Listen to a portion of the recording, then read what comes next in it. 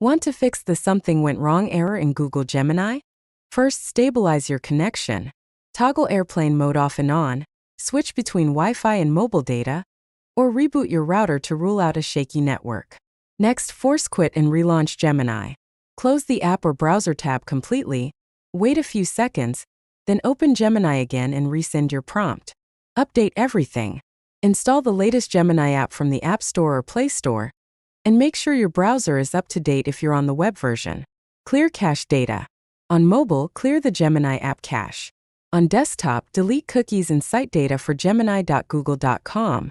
Sign out of your Google account, sign back in, and try again. Disable extensions that might interfere, like ad blockers or script managers.